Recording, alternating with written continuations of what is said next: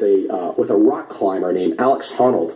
And Lara Logan asks him a question. He says, "Do you feel the adrenaline at all?" This guy would climb these sheer 1,000-foot cliffs, no ropes, no nothing. I mean, it's insane. If you haven't seen this on 60 Minutes, go see it. And Alex goes ahead and he says, "There is no adrenaline rush. If I get a rush, it means that something has gone horribly wrong. The whole thing should be pretty slow and controlled." Now, there's got to be a story as to why you open your book with that. I love it. That's great. I mean, I want to steal it, but now I can't because you've already used it.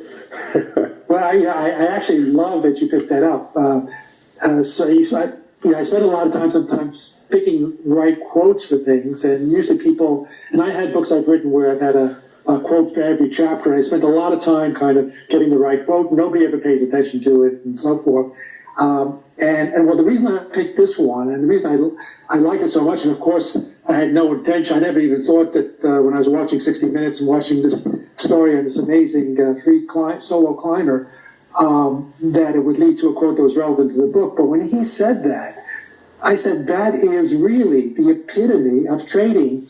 And it also flies in the face of what people think trading is all about. You mentioned trading to most people, and they say they have this picture of this adrenaline-filled room and people shouting orders, and it's all this tumult and emotion and aggressiveness and panic and all these things that people picture trading is about.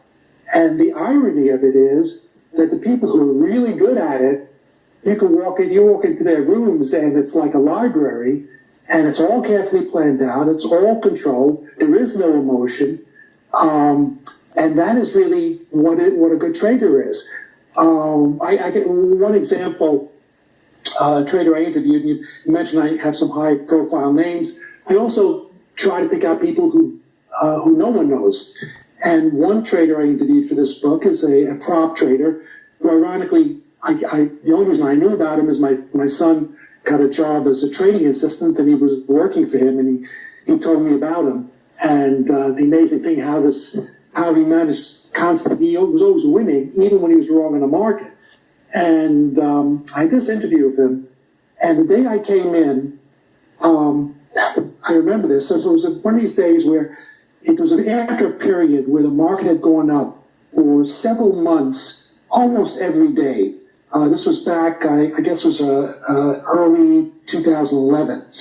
And the day I came in, that day, the market finally had a big break. And I knew that, for my son, I knew that he had been short, and I came in that day, and he was completely it was like a day where you would expect him to be really ebullient and enthusiastic, and really bubbling over, making back a lot of money. And you couldn't tell anything that happened that day. And I'm sure if I had walked in and it was the reverse and he'd lost a lot of money, it would have been the same thing. Just kind of even keel. And that's the thing about really good traders and really good rock climbers, and I'm sure really good a lot of things. It's not an emotional thing. It is really a careful, controlled thing. And if there's a lot of emotion to it, then something is wrong. And that's why